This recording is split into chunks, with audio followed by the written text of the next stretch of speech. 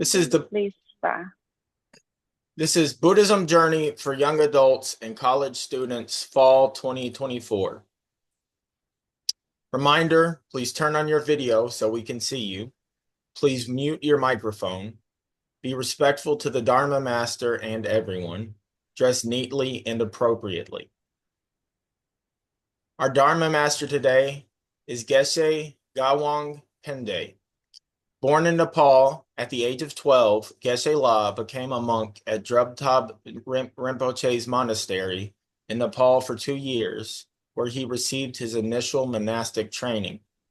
Geshe La joined Drepung Lasaling Monastery, South India, in 1982 at the age of 14, where he successfully completed his monastic education and passed Geshe La Rampa examination in 2001. Geshe La then attended Gume Monastery for further tantric studies and stayed there for a year.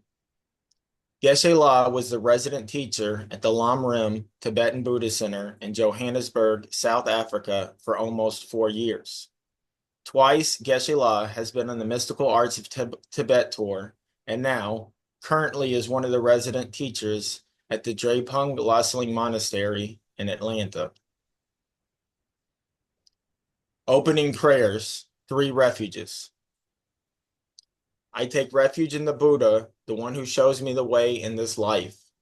I take refuge in the Dharma, the way of understanding and of love.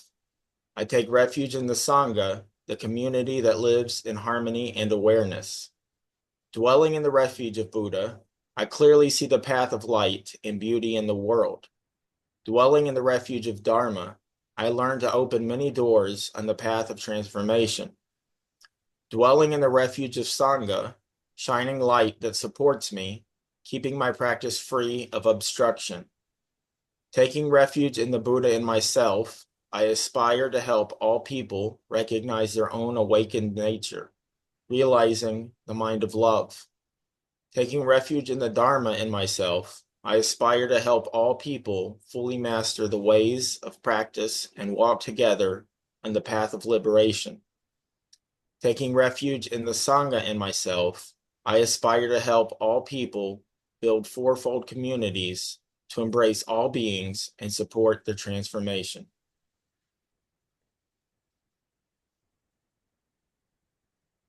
Dharma request. Our dear teacher, in accordance with the interests and the faculty of the sentient beings, please turn the wheel of Dharma of the small, great, and common vehicles.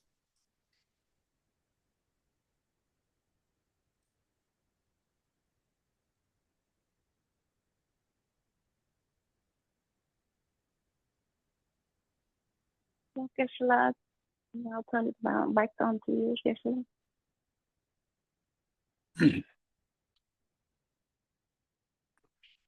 Okay, so today we're going to start this class. First, guide the meditation on special compassion to all sentient beings. So before we start the meditation, first give you the little information about the special compassion. It's mainly when we meditate on special compassion, the compassion itself is not the object of meditation. When we say I'm meditating on special compassion, that means you feel the special compassion to all beings. You have to feel it. It's not same like a breathing meditation. When we do the breathing meditation, breath is our object. We focused on the breath. But here, the compassion is not the object. Compassion meditation, which means you have to feel compassion to all beings. So feel compassion, what that really means, specific, special compassion. which means you have to feel out of the wish to help to entire sentient beings, wish to save them, wish to help them from their sufferings and the causes of sufferings.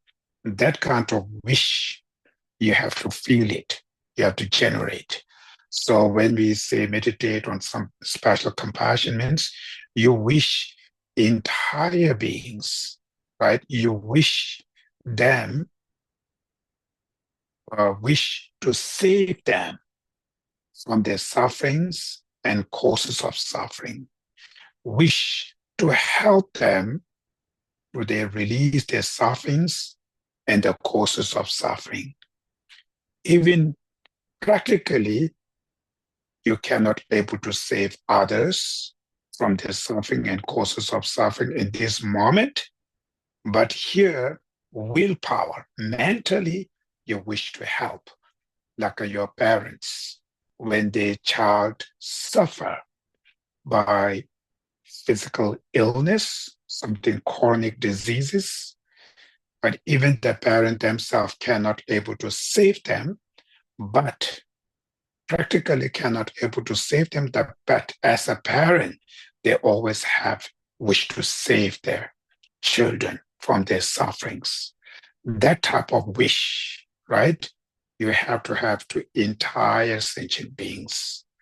So suffering, which are suffering of suffering, which physical, mental, emotional sufferings, suffering of changings, which are the uh, mundane pleasures, also part of suffering, suffering of changing. And the most important suffering is called suffering of pervasive conditioning, right? That one, very, very important. So what are the suffering of pervasive conditioning? Which means the suffering of pervasive conditionings are the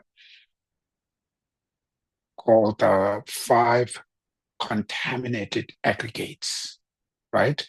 The entire sentient beings, from hell realm to God realms, are one of the what you call highest persons in this world. Everybody's are the victim of that suffering, pervasive conditioning, which means they have 5 aggregates, the aggregates of their body, aggregates of their feeling, discriminations, mental formations, their consciousness, all of those 5s are the contaminated, right? They are not the pure. All of them are the contaminated. So through understanding on all these variety levels of suffering, first from yourself, then you apply to entire beings. They are the victim of those suffering. Through that, you generate wish them to free from their sufferings and the causes of suffering, which are their destructive emotions called mental afflictions, which are anger, attachment, ignorance, jealousy, and so forth, right? And contaminated karmas, negative karmas, right? So you wish them to be free from suffering and causes of suffering to all beings, that call great compassion. Special compassion, which means not only wish them to be free from suffering and causes of suffering, wish to save them from their suffering and causes of suffering. That sense of self-responsibility. Are we going to help them to release their sufferings and causes of suffering? That kind of wish, when you feel it, when you experience, then you just remain on that wish, but just abide on that wish.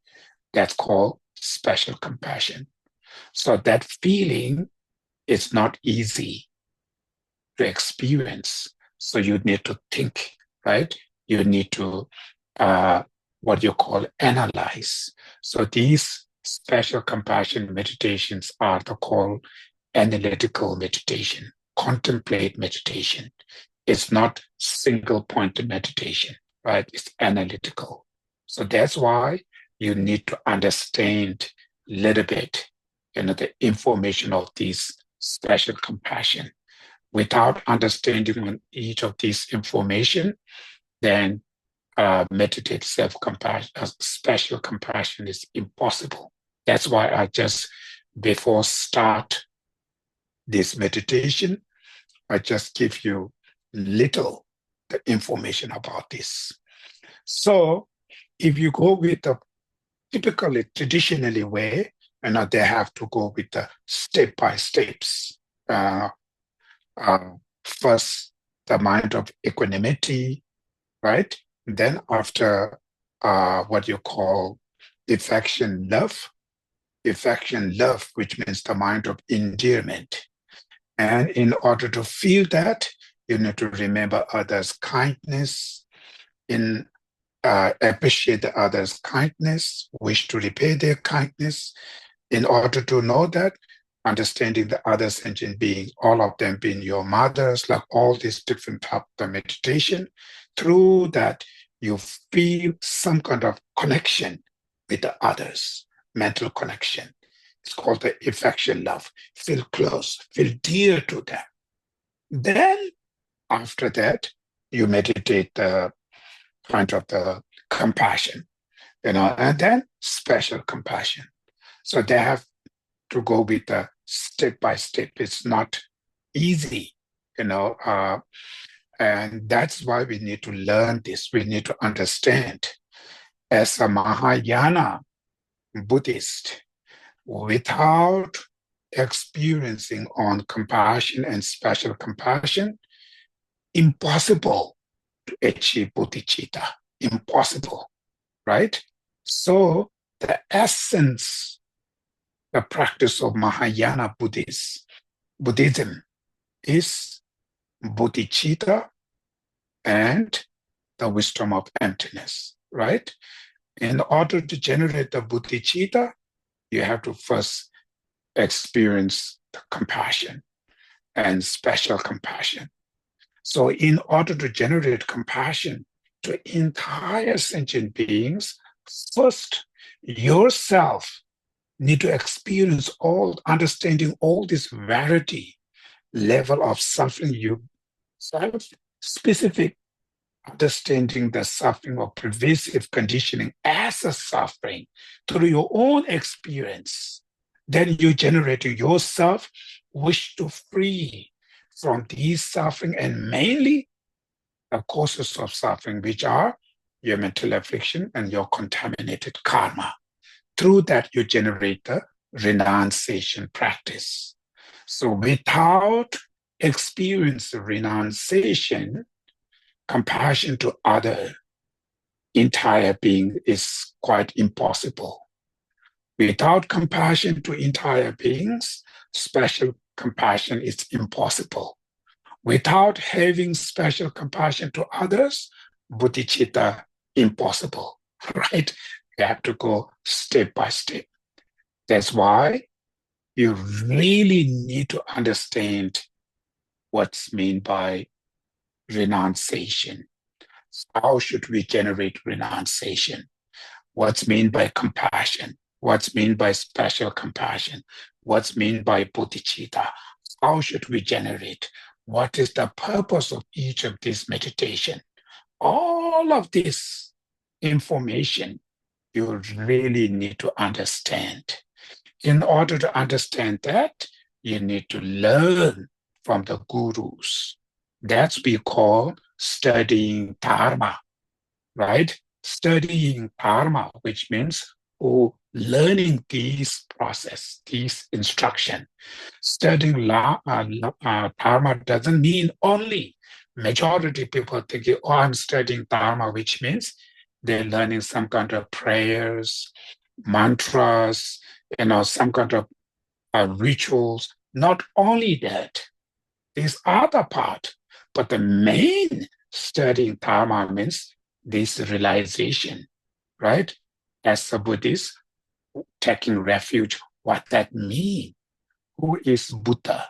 who is Dharma, who is Sangha, why we take refuge. Refuge means what? How should we take refuge? What is the benefit of taking refuge? Why, as the Buddhists, need to take refuge? Without knowing each of these information, right? How can you practice? It is impossible. So that is why studying each of these, information, instruction is called study dharma, which means that it's not just recite some sutras and prayers, not only that. It's very, very important. As consider oneself as a Buddhist, if you consider yourself as a Mahayana Buddhist, then you need to understand each of this. Without knowing each of this information, it is impossible, to becoming really sincerely great Buddhist or Mahayana Buddhist. That's why these classes are about that, to share this instruction, this information, this philosophy, right? To share and learn, and then whatever you understand, whatever you learn, put it into the practice. And the purpose of these practice is to reduce, to change your negative behavior, the actions, right? Negative habits. And those negative actions is called the karma, are the causes by negative emotion. It's called the mental afflictions, which are your anger, your attachments, your ignorance, your jealousy, arrogance, greed. We have so many destructive emotions. So that we need to change, right? So the purpose of studying Dharma is to reduce this destructive emotion and these negative karmas, because these are the one, your destructive emotion, negative emotion, your ignorance, your negative actions are the causes of your suffering. So if you want to overcome suffering, you need to change those causes. Without changing those causes, result never change it.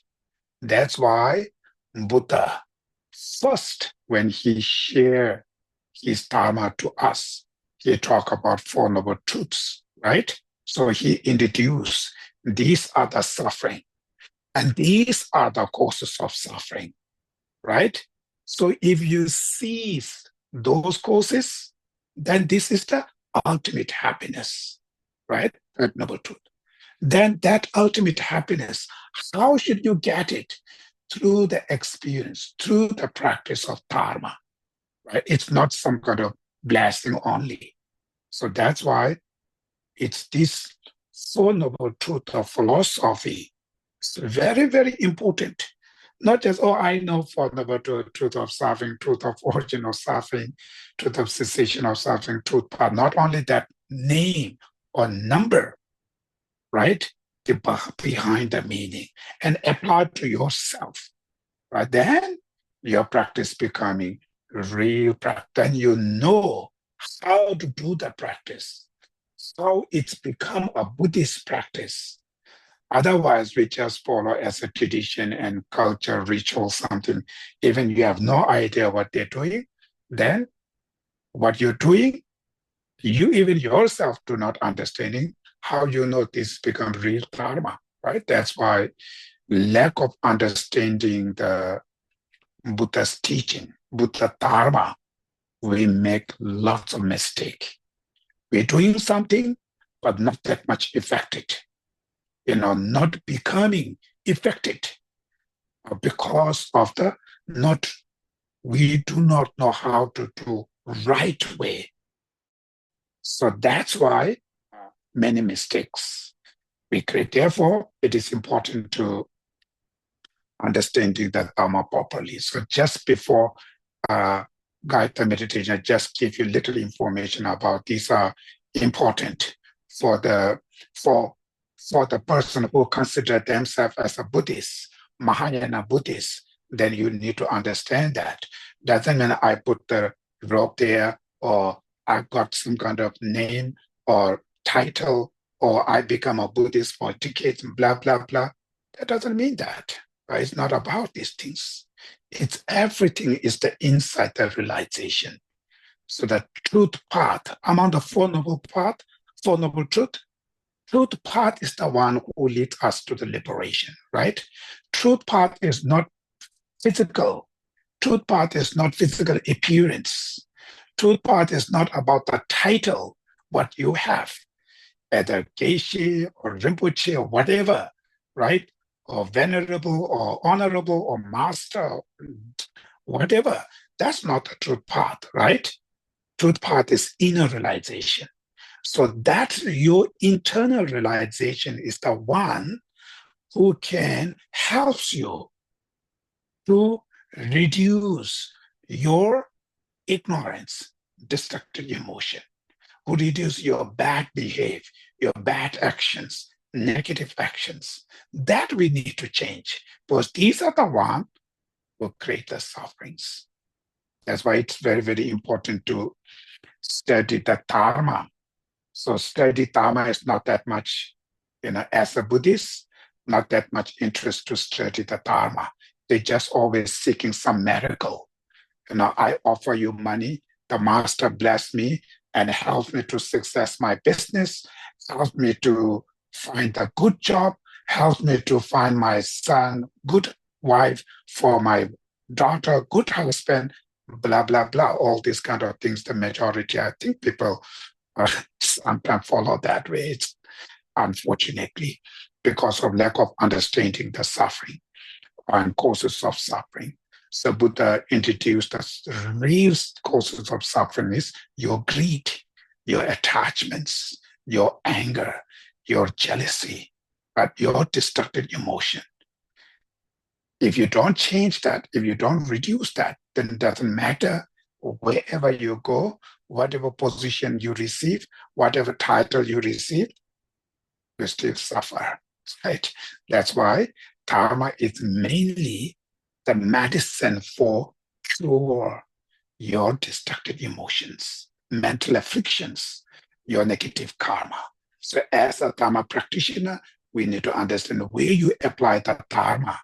Applying Dharma is something you change inside, right?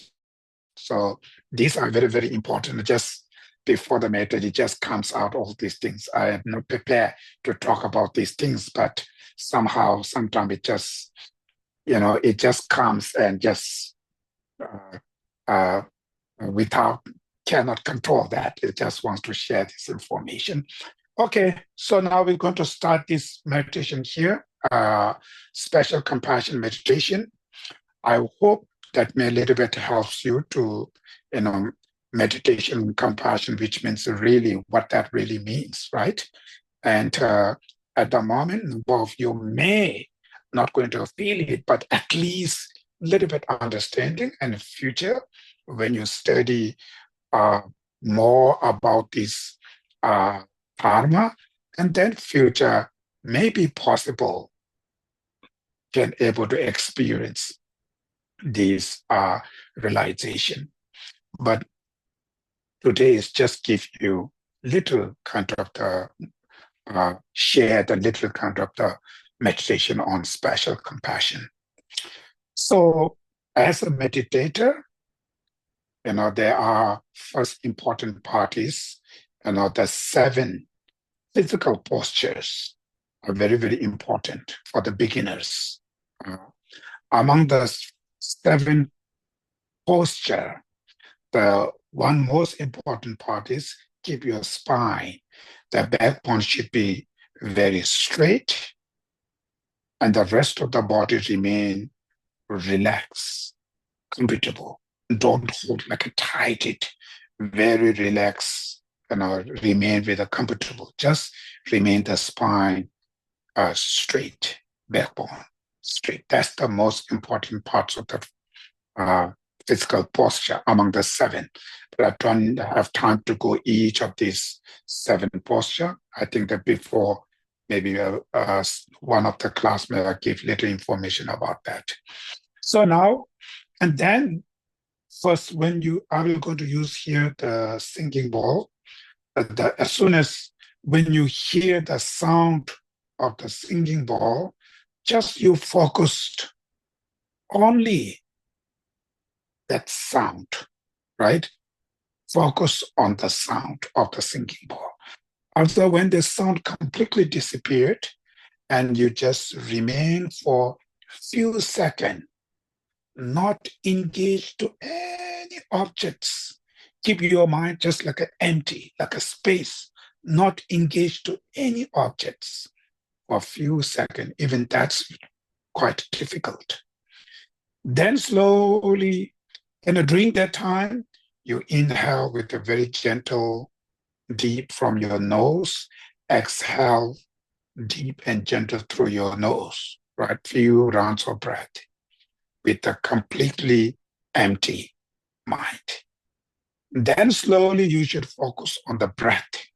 So when you inhale, you're fully aware yourself is inhaling. That's all. When you exhale, same. You should be aware yourself is exhaling. It's called mindfulness, breathing meditation. Inhaling with the mindful, exhaling.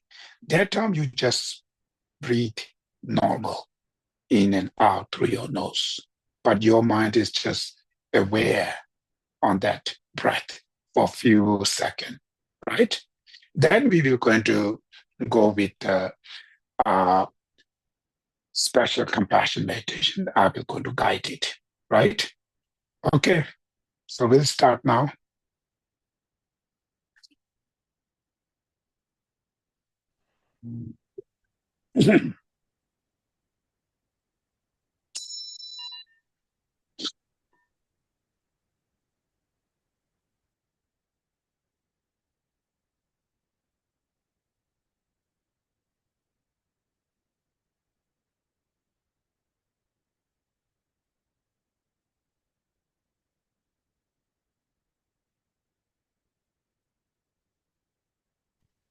When the sound completely disappeared, just few seconds, give your mind like a space, not engaged to any objects.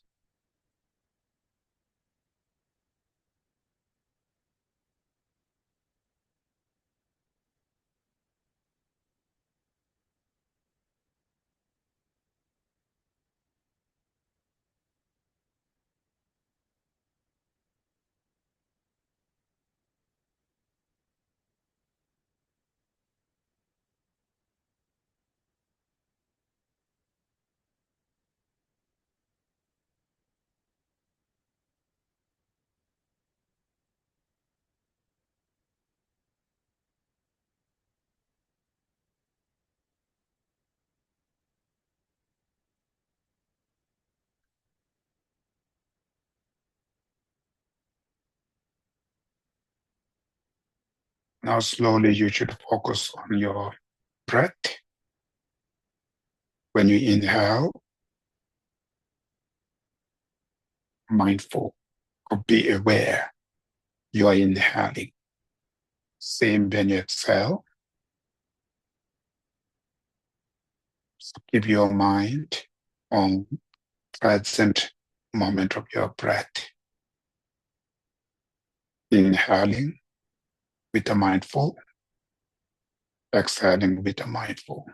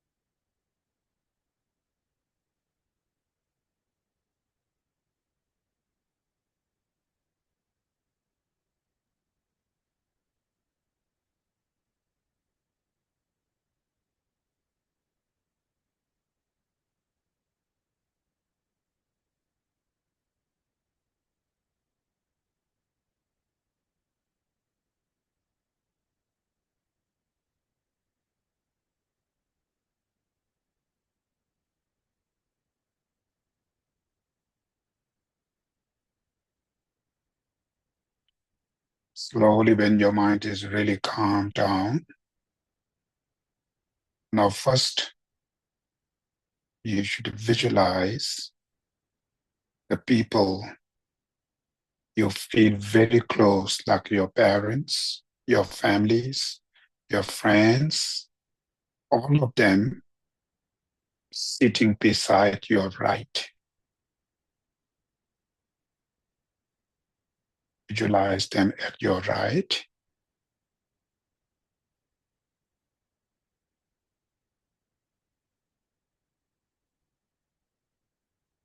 And in front of you, should visualize the people you feel distant, people who you don't like them, or you feel angry, hatred. Those are the people you visualize in front of you. Each of them, they sit in front of you.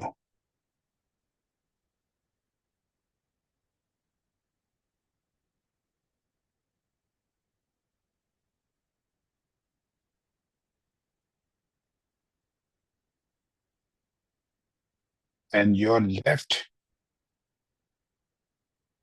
visualize the neutral beings, which means you know them, either your co-workers, your neighbors, but you do not have either close or distant relationship, maybe around 5 to 10 people at your left. It's called neutral beings. And rest of entire sentient beings should visualize at your back or they surrounded you.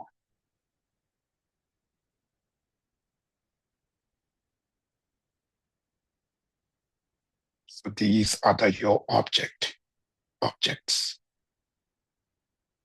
Now you should look each and all of them. Their fundamental desires are completely same as yours,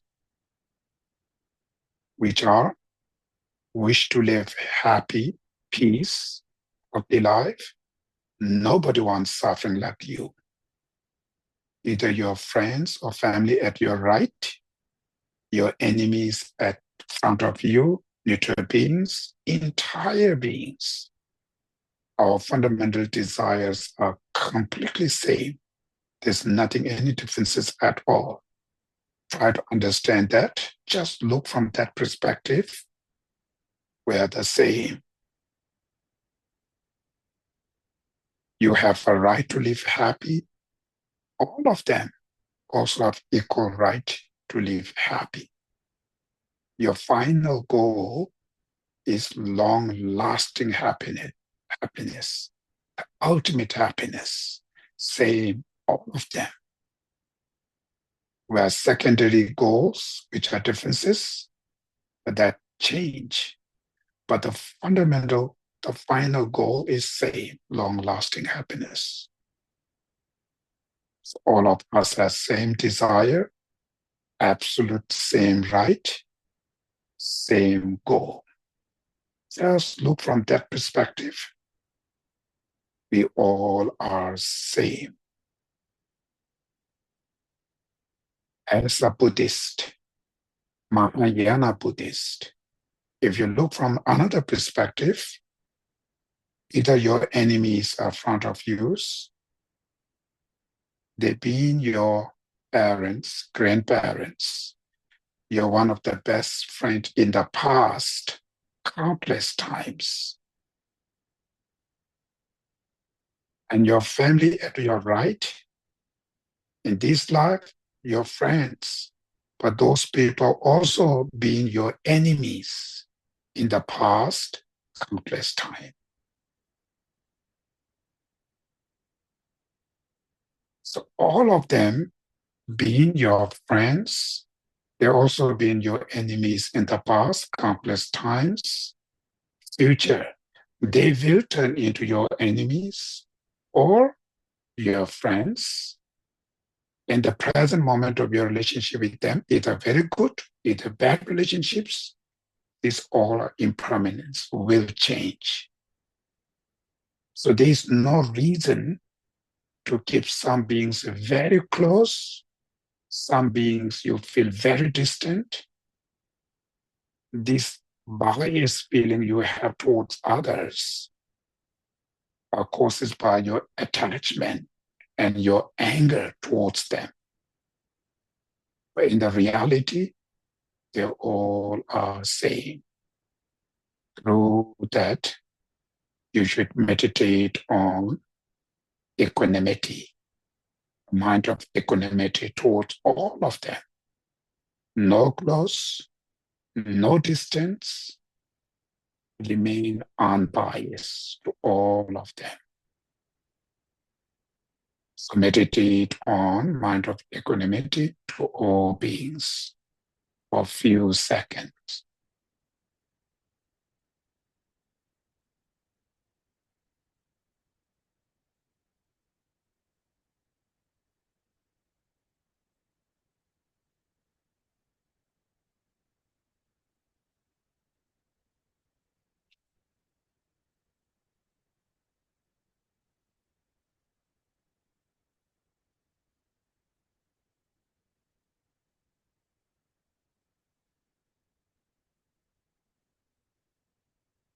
Now this is like a ground. Now in order to generate compassion, first you should look all of those beings from the Mahayana Buddhist perspective, all of them being your parents, your grandparents, your best friends, supported in the past countless times because your life and their lives are beginningless. And during that time, you receive tremendous benefit, kindness from all of them. In this life, how much you receive benefit, kindness from your friends and the families, exactly the same kind of benefit you receive from all of them in the past when they were your friends, the families. Just remember those. Not only that, even they were not your friends, the family, you still receive benefit from others. For instance, in this life, the food you eat, the shelter where you live right now, the educations, the talent you have right now, your skills, the road where you drive, the water you drink every day, the electricity you're using every day, all of these come from others. You receive so much benefit from others. Because even the simple educations you have right now is come from where? When you're first born, you have a nothing. So the people who create the education system, who teach you, who builds the school, the classrooms, who create these technologies, who helps you, who supports you, those money come from where? Government. Government get money from where? Peoples. Each and all of them. Either directly, indirectly, you receive so much benefit from others. So just remember all this benefit you receive from others. As a Mahayana practitioners, generate compassion, special compassion, bodhicitta, and it's called 6 paramitas. Finally, to achieve enlightenment, Buddhahood, it's also others. Without others, you cannot experience any of this realization. So others are the source of your temporary and your long-lasting happiness. So remember all this benefit you receive from others and feel appreciate gratitude to entire beings, including your enemies. Also specific for your enemies, because of being an enemy, it gives you a very good opportunity to cultivate, to experience your patience, tolerance, forgiveness, forbearance. All of those practices you learn from your enemies. So from that perspective, your enemies are the teacher of your patience, forgiveness, and so forth. So look from all of them, this perspective to entire beings and appreciate the kindness you receive from them. Then you should generate a wish to repay their kindness. All of them. You receive so much benefit from entire beings. Now generate wish to repay their kindness.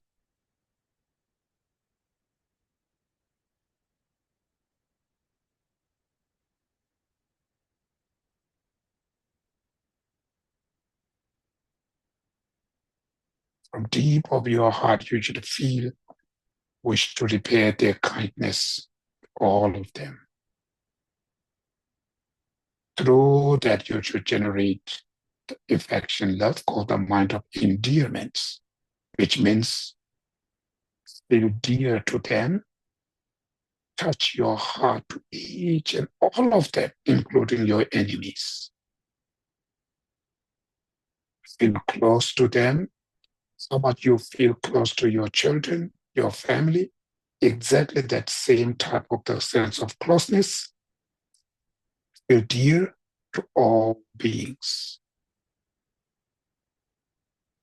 So meditate on mind of endearments to all beings, seeing them as lovable.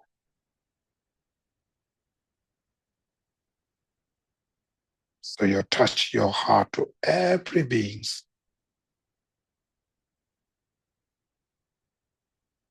So all of those dear sentient beings who are seeking peace, happiness, who do not want sufferings like you, but unfortunately, because of living under the influence of ignorance, attachment, greed, anger, jealousy, arrogance, selfish, and so forth, called mental affliction, destructive emotions.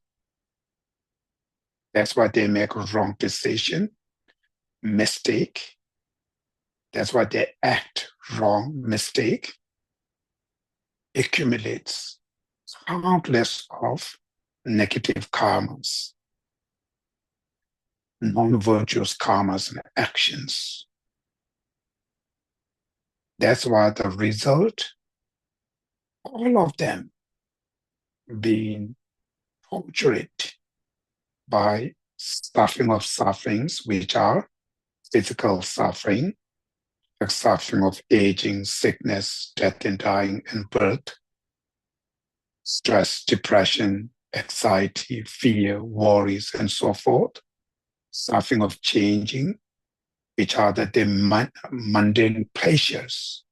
They put so much effort to have this happiness, all this samsara happiness, and not remain as a happiness. Everything turned into suffering. Then suffering of pervasive conditioning, I mentioned earlier, basic, they aggregate their body, their minds, everything's are contaminated, suffering. So they've been circled in samsara since beginning last time to till today with all these sufferings. So meditate all these sufferings they have on there, suffering of war, suffering of killing each other, abusing each other, suffering of poor. So look, all this, either physical, either mental sufferings. Just remember all this suffering toward all beings, and through that, you generate compassion, wish each and all of them be free from sufferings and the causes of sufferings. It's called compassion to all beings. So meditate on compassion to all beings. So it's not just think, not just visualize. Make sure your heart really feel, I wish entire beings, including my enemies, free from their sufferings and the causes of sufferings, which are their destructive emotions, their negative karmas.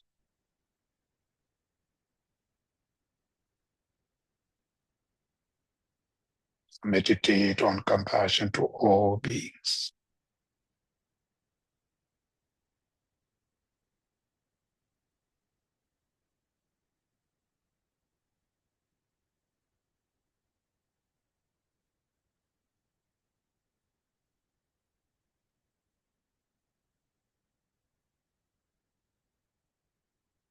When you really feel it, that feeling arises, then you just hold it. Remain in that feeling of compassion to all beings.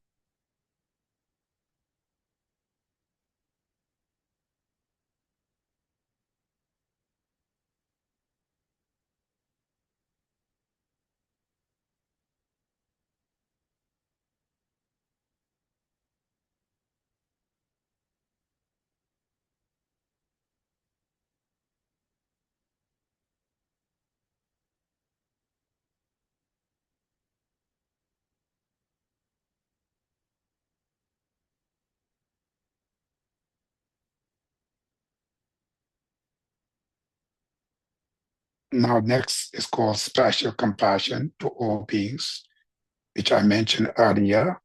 Not just wish them to be free from suffering, you should determine yourself and take sense of self-responsibility, like same like a Buddha Shakyamuni, and determine yourself, I will going to help them to release their sufferings and the causes of suffering. May myself will help them to release their sufferings and the causes of sufferings.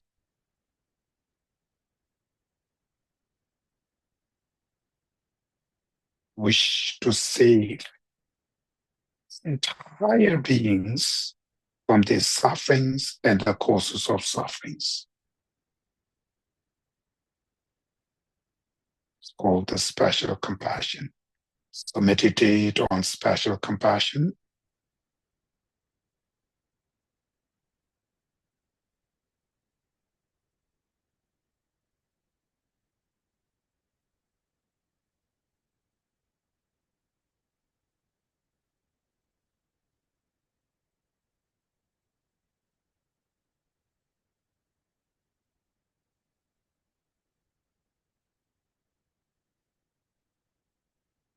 So if you not feel, you should think again. Again, I mentioned earlier, think about all these sufferings. Remember the kindness of others, and remember the others' sufferings, others' causes of sufferings, and through that you determine yourself, I will definitely help them to release their sufferings and the causes of sufferings.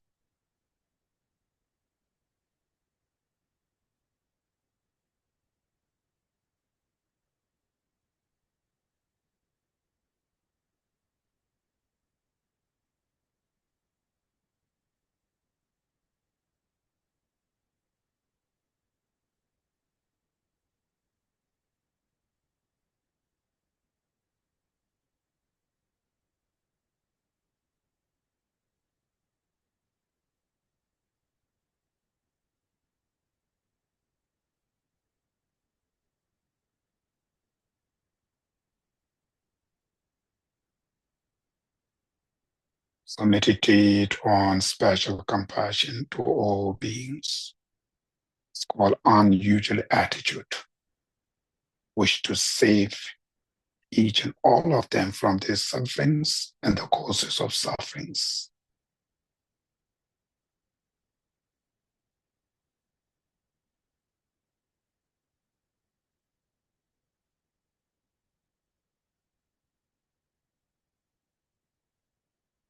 And we should also think about the Shantideva's prayer.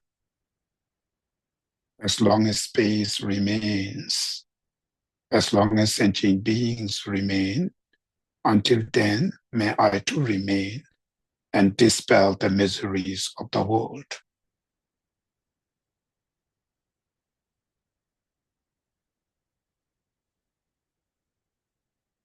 That type of determination.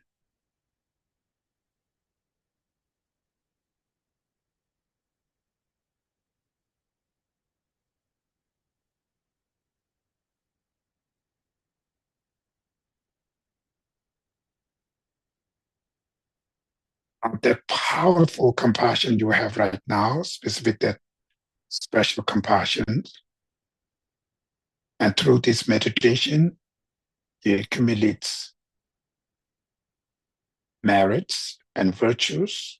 So all of them visualized as a form of smoke in your heart. Your virtues, merits, your compassions, and so forth, the good qualities you have, all of them visualized as a form of smoke in your heart. So when you exhale, you release those smokes with your breath. When the smoke comes out from your nose, it goes through 10 directions and is spread to all over the universe. And other beings, when they inhale, they take those smokes with their breath. And through that, they purify all their struggle, their sufferings they have right now, mainly the causes of sufferings, which are their negative karmas and their mental afflictions.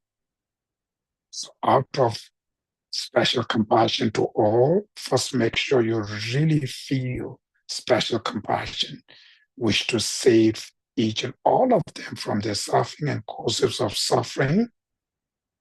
Out of that wish, take a deep breath and release. Share your compassion to all beings. Once again, out of special compassion to all, take a deep breath and release them. Once again, out of special compassion to all, take a deep breath and release them.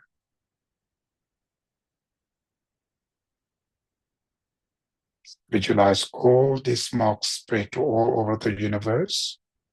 Other beings, when they take those smokes with their breath, they completely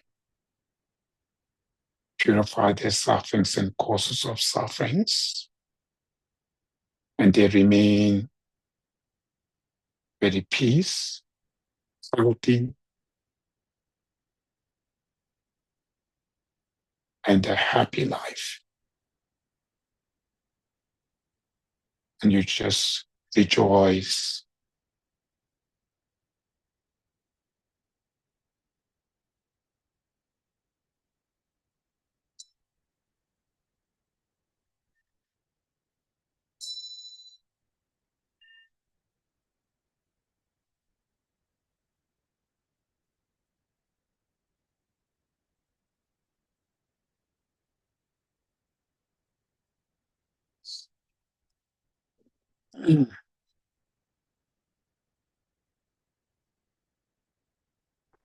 Okay. So this is called the special compassion. So as a meditator, these are very, very important. Of course, today's still not completely what you call the detailed information, but this is have quite uh, all these stages and the different stages of the meditation, finally to experience that special compassion. So my request is, just meditation alone, of course, it is really difficult to feel that compassion in typing, specific for the people you really don't like them, right? But it takes times. So that's why you study more on these texts, like as Buddhist uh, masters, text specific. The one of the great master called Shantideva, 8th century from India, great Buddhist authors. So his text called the Guide to Buddhist Outward Way of Life, and these texts are available in English. There are few translators and translation books. There are few of them. So maybe 4 or 5, maybe more than maybe that.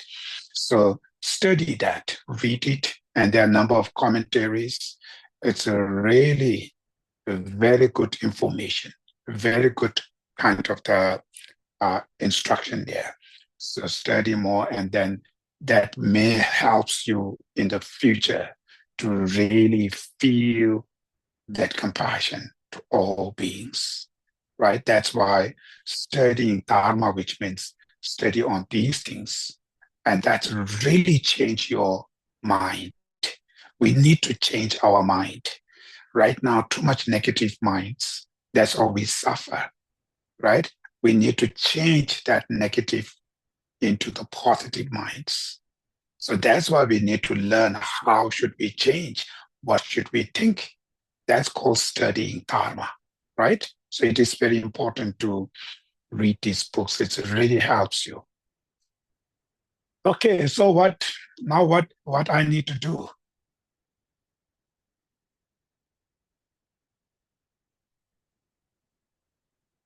Thank you so much, Keshla. I think next is, I think we still have a little bit of time. So if anyone has any questions, I think we open up for questions at this time. Thanks, Keshla. I had a question, but it may actually be too big. It may be a whole topic actually for for another lesson. You mentioned the meaning of taking refuge and the benefit of taking refuge. I wonder if you could explain more specifically what you think the meaning or the benefit of taking refuge would be. Briefly, because So, I think that could turn into a huge thing. Sorry. okay, go ahead. That's all?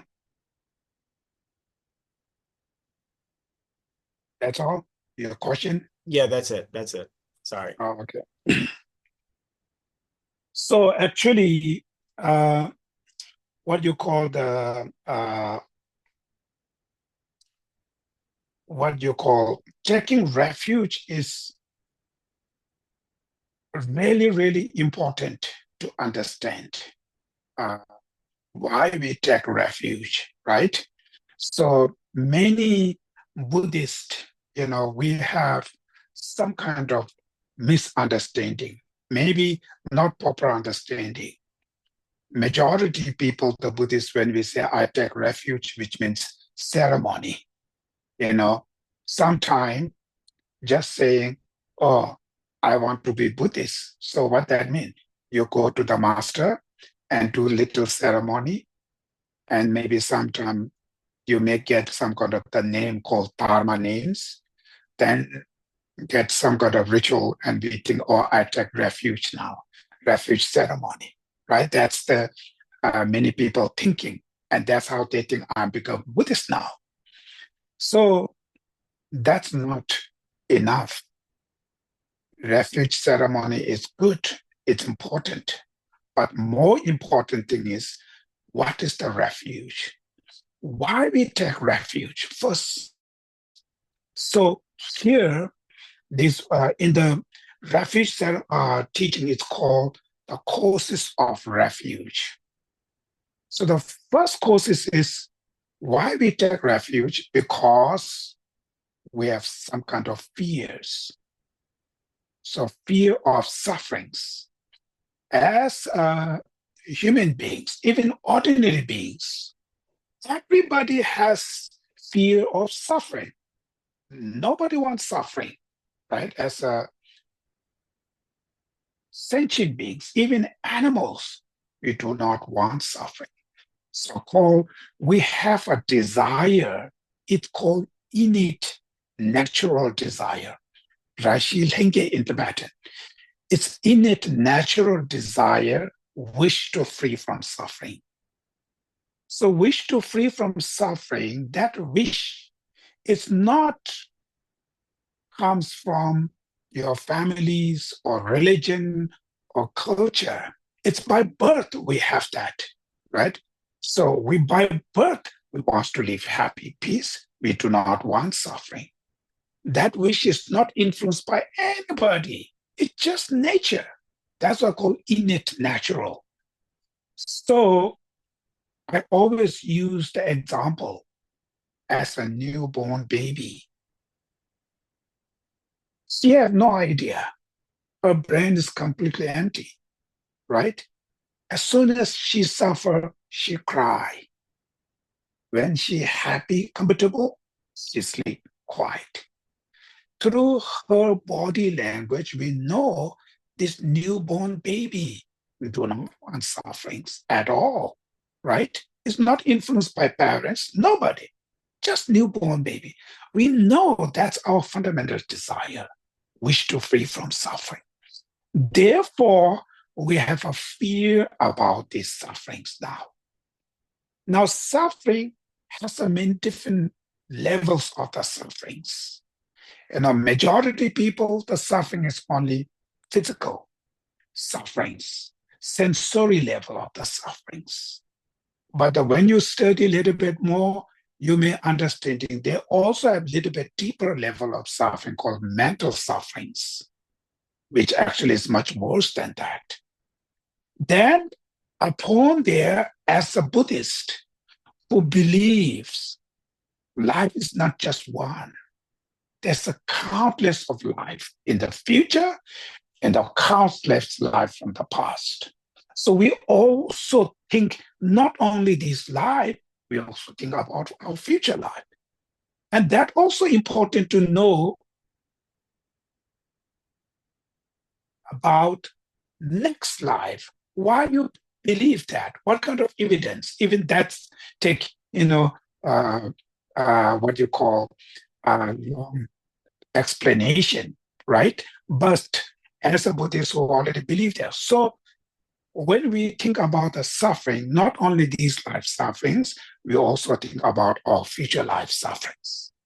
So in order to think about the future life suffering, general, when we talk about the samsara, which have 6 realms, 3 higher realms, 3 lower realms, which are hell realm, Holy Ghost, animals. They also concern the suffering of these 3 lower realms. Upon there, who believe, as a Buddhist, who believe on next rebirth, has our concern is more, not only these life suffering, also next specific suffering of 3 lower realms, much worse, much scary. So that's the fear we have. Then you go much, you understand suffering, you can understand a more higher means deeper level of sufferings. That's depend on how much you understand the dharma. But at least suffering of 3 lords and this. So you have concern, fear about this suffering. So you are seeking who can able to help me to overcome these sufferings. That's the purpose of one of the refuge. You rely on somebody else who can help me to overcome those fear I have about all these sufferings. That's why we are seeking who can help me, right? So one part of the causes of refuge is that fear, that concern. That's the one thing. So when you have that fear, concern, when you look, who can able to help you? As in today life, even how much rich person, even he or she give you billions of dollars, that billions of dollars may help in this life for your survivor only. Definitely it will not go to help for your another concern of suffering of three lower realms in your future. Money will not going to help you. Power, of course not. Your fame and reputation, also not. So who can able to help these things, right? That's why you're searching. Somebody can able to help. So that's how out of that fear, you're looking who's helping. So when you found it, these other things who helps me. In order to find that, you have to know who can do this. So in order to search that things, first understanding these sufferings come from where, right? Specific next life, the suffering of three lords, at least started from there. Right? Then whole samsara sufferings, even human beings, gardens, we ever suffer, right? So these causes of those sufferings are, when you really investigate, then Buddha, when he taught about the Four Noble Truth, clear, your mental afflictions, your karmas are the suffering, the causes of suffering. Your negative emotion, not him or her, your negative emotion, your negative karmas are the causes of your suffering, not somebody else. But that, of course, you cannot believe it. You can research more. You can investigate more, study. You will find very clear. When you really look carefully, you will understanding all these sufferings, specific next life samsara, and suffering of three lords, all of them come from your karma's action. Karma creates by your negative emotion, mental afflictions. And among the mental affliction, root causes of mental affliction, your ignorance. Ignorance, which mainly here means mind of ego graspings. So these are, take a time to understand first. So when you understand that, now who can liberate you? Who can get rid of these suffering? Your destructive emotion, your ignorance can purify, can antidote by your wisdom of emptiness, right? Your wisdom is the one clean your ignorance, not him or her wisdom, right? Your compassion, your bodhicitta can help you overcome your self-centered attitudes. So all your destructive emotion can overcome by your realizations. That's called dharma. Dharma. Your dharma, which are those realization and cessations of your ignorance, your mental afflictions, right? These cessations are called dharma. So that's seized by your realization. So your realizations, your practiced parts, and cessation of these destructive emotions are your dharma. That's the only can helps you overcome. It's like a medicine, can cure your causes of sufferings. That's how you relying my dharma is the one who can lead, who can liberate me from my suffering. But that dharma, how can you get it? First, you need to learn how should I do. So you need to rely on somebody else who can teach us, who can guide us, who can explain us, right? So that leader, him or herself, who been in that, who fully understanding on this dharma, who has unconditional love and compassion to their followers, who are full of skill. So quality, all the qualities, that's called Buddha. which means who are free from all the defilements, all the obstacles, full of knowledge, and full of compassion to entire beings equally skillful. That's the best teacher. So without relying on this teacher, I cannot understand the Dharma. So do you rely on Buddha as a teacher, right? So Buddha teach Dharma, teaching alone, not you're going to get it. You need to be cultivated. You need to experience. You need to be practice. So in order to practice, you're living with so many, what you call the mundane, ordinary peoples.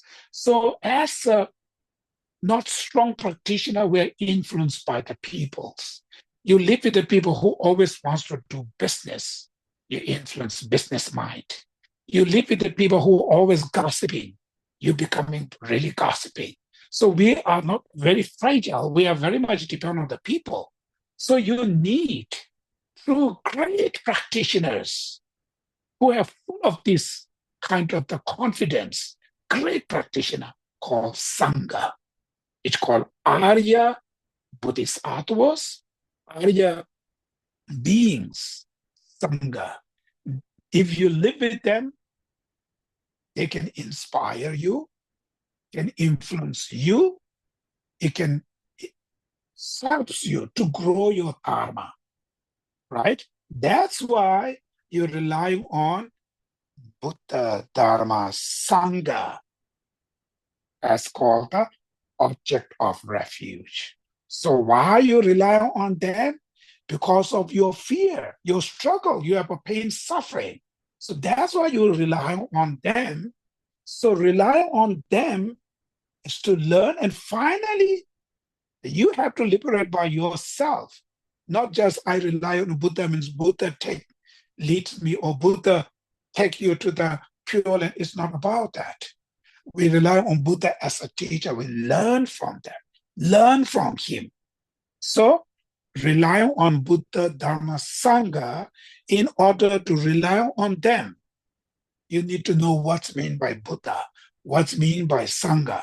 In order to understanding Buddha, you need to understand the Dharma, right? In order to understanding the proper Dharma, real Dharma, you need to understanding the dependent origination, emptiness. So that's why the sutra says, whoever sees dependent origination, see Dharma. Who sees Dharma will see the Buddha, right? That's how, through this understanding the Dharma, then you test, you believed on the three precious jewel is the one who can able to save me, help me from my fear, the concern I have. So your fear and your belief to the Buddha, Dhamma, Sangha are the causes of refuge. Why you rely on them? These are the reason. Out of these two causes, then you show your faith of convince to the Buddha, Dhamma, Sangha. When you rely on them, which means you take full refuge to the Buddha, Dhamma, Sangha, that's called taking refuge to the Buddha, Dhamma, Sangha. Even you do ceremony or not ceremony, you take refuge. When you got that, then you become real true Buddhist. Till that, not that much, right? You can consider yourself as a culture refuge, Buddhist by culture, not truly Buddhist. So that's why we take refuge to the Buddha, Dhamma, Sangha, because of that reason, the fear, the concerns we have. So what is the benefit of refuge? There are many. According to the one of the texts in the Lamrim, you become a Buddhist. That's the first thing. Second thing is refuge practice serve as a basic of all the vows. As a lay practitioner, we call upasika vow, right? For the monks and a novice, full ordination.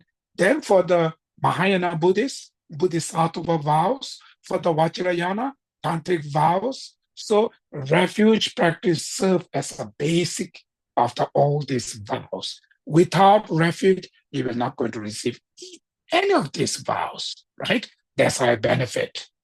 Then third benefit is it makes karmic obscuration lighter and purify them, which have been created before. So all the karma you accumulate in the past will purify, become lighter because of you take refuge to the Buddha Dhamma Sangha, right? So your karmics will be lighter. Then you accumulate tremendous of the merits immediately, huge merits. You are not harmed by other human and non-human beings, which means, other human and non-human being mainly, when you sincerely take refuge the Buddha Dhamma Sangha, your enemy is your destructive emotion, not outside there. Outside is just condition. So when you're really aware about that, so you always try to stay away with your destructive emotion. So other people, they use harsh word or they blame you, whatever they do, it's not going to hurt your heart because of you control your destructive emotion. If you not feel any anger and hatred toward the person who abusing you, who shouting you, if you don't feel any negative thoughts to them, whatever they say, it's not going to be able to hurt your heart at all.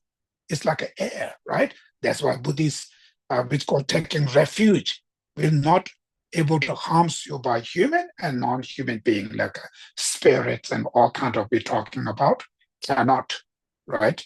Then the next, not reborn in lower realms. Your next life, if you really sincerely take refuge,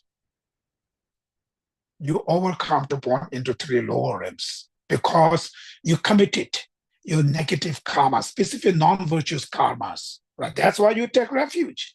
The causes of your fears, your negative karmas, specific non-virtuous karmas are the causes of suffering of lower realms. So your past negative karma, you always apply the purification practice. In the present, you're not accumulating because you know these are the causes of my future sufferings, lower realm suffering.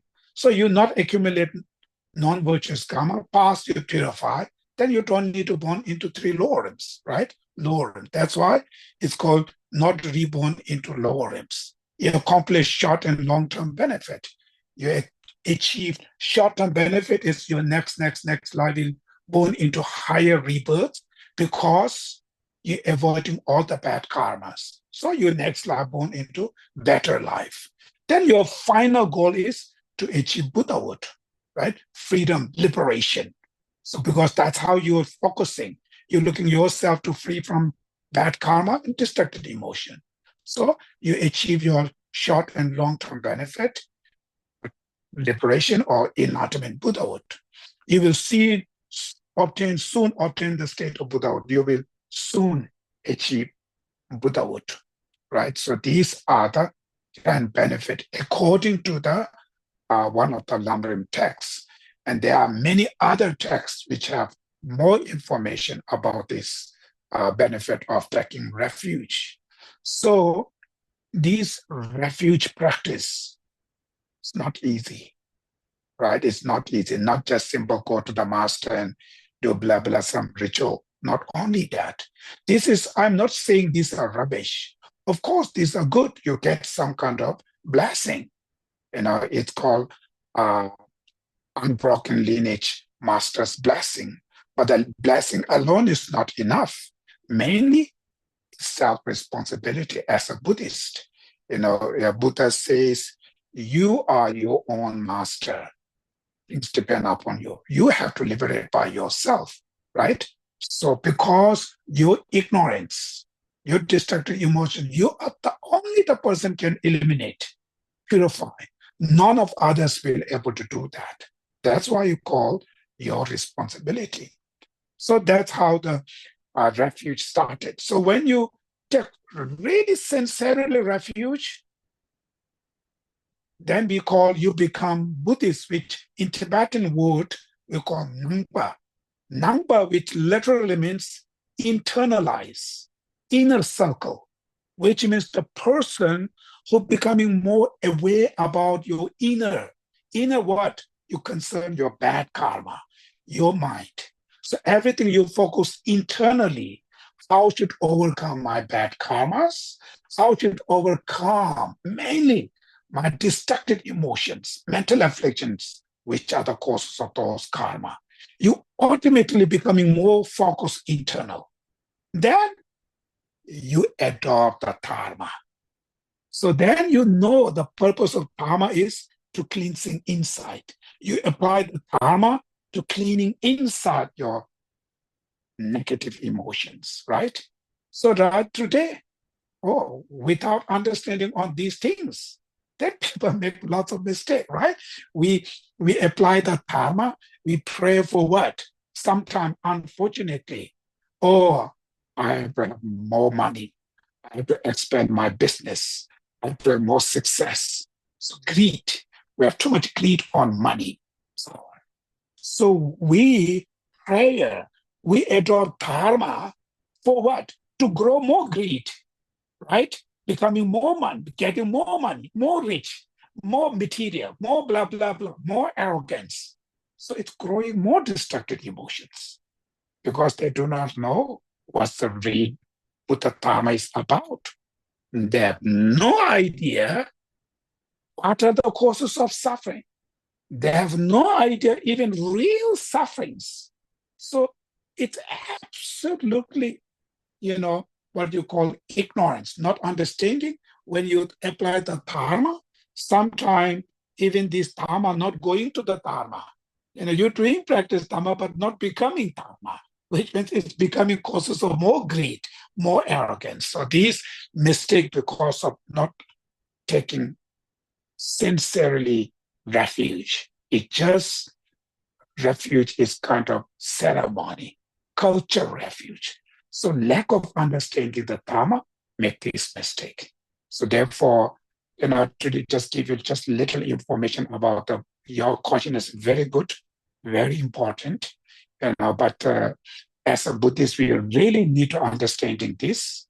But this just we are only a few minutes, so we don't have time to go to the really precisely step one by one. Even refuge, just study on that.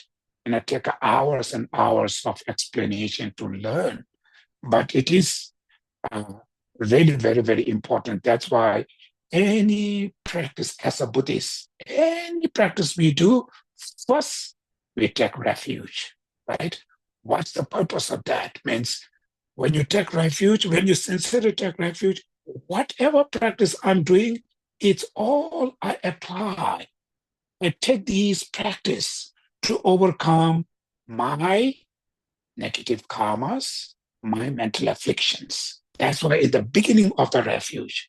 So when the person do not know, we pray, and it's all about money.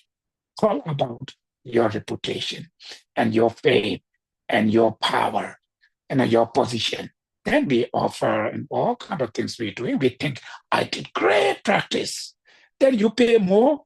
You think, I did more good practice. And that's how we think. Then you are looking to get some kind of what you call special attention. Pay attention to me. I donated you. I give you lots of money. You should put my name on blah, blah, blah. It's accumulate merit or it's accumulate more greeds, more negative. They have no idea. They do not know many of them. So we use exactly the same like politic things. Use the spiritual, but doing like exactly the same like a business way. Even in the Dharma kind of realms, we do that because of lack of understanding this Dharma. If you know the real Dharma, even you offer one candlelight, you can accumulate tons of merit. Who do not know the Dharma, even you offer 1 million candlelight, maybe not that much benefit. Instead of benefit, you may create more arrogance, more egos, more greeds. It goes absolutely negative sides, right? So all of these things, when you understand the real refuge, it helps you to go to the clear path. What's the Buddha Dharma. What's meant by Buddhist? What's meant by real practice? Right? That's why I mentioned this topic is very, very important. So thank you for your question. Thank you, Geshe. Thank you so much, Geshe. I think the time is up, but I think today is the last session of the year. So anyone has any question? One more last question for Geshe before we drop? Anything like that? Brandon, I saw you back. You just come back from school? Yeah. Hello, Cole. I'm so happy to see you. Thank you. You need to put on camera so Geshe can see you too. Yeah, okay. Oh, sorry. So you're back from school, huh? Yeah, I am. Chào thầy. Chào thầy. Okay, nice to see you. Yeah, I'm back from school now, so yeah. Wow, you look so different now, huh? I know. Well, the barber here, I went back to Chattanooga to get a haircut when I was back for Thanksgiving, and he gave me a really bad haircut. So yeah, it's okay. It'll grow back. Hair grows back. Mm-hmm. Yeah. So it's been quiet because you're not here, so not many questions. Do you have any questions now since you're on here in your special today? Because I was a little bit for you. No. Anything Yeah. related to Dharma? No, not really. I think the biggest thing though is that sometimes I see like some Buddhist practice like in real life. So, but other than that, not really any question so far. Maybe next session, I'll have some questions. Yeah. Okay. All right. Yeah. Okay. So I think anyone else, Lam, Bilan, or anyone has any comments, any questions before we do dedication of marriage? Oh, but thank you for the lesson today. It was very insightful. Okay, thank you, Paul. All right. So I think Randy, just please go ahead and do dedication of marriage. Actually, before we do the dedication of marriage and close it out, I think on behalf of everyone online in the class, Geshe, I would like to just say thank you for your kindness and your compassion for us, even though we sometimes we're not on time and things like that. So please forgive us, but we really appreciate your loving kindness for all of us here, and some people not here today as well. But we always wish you well and continue to teach and guide us on our spiritual path. Thank you, Geshe. Thank you. Okay. Randy, would you go ahead and close out? Okay. You can see here that we have a Buddhism Journey YouTube site where you can watch our recordings of all the previous lessons. This was the last session, and this is the dedication of merits. May every living being, our minds as one and radiant with light, share the fruits of peace with hearts of goodness, luminous and bright. If people hear and see how hands and hearts can find in giving unity, may their minds awake to great compassion, wisdom, and to joy. May kindness find reward. May all who sorrow leave their grief and pain. May this boundless light dispel the darkness of our endless night. Because our hearts are one, this world of pain turns into paradise. May all become compassionate and wise. May all become compassionate and wise.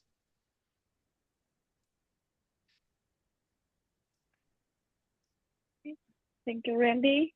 One more time, thank you so much, Geshe, and thank you everyone for joining us for this journey. Thank you, and hope everyone well and happy holidays. Thank you so much. Thank you, Geshe. Thank you. Thank you, listening. Thank you, Geshe. Thank you. Thank you. Thank you. Thank you. Okay, chào cô. How you doing? Oh, he dropped already. That's quick. And you probably need to stop the recording. Okay, yes, stop. Thank you. One more, just a second.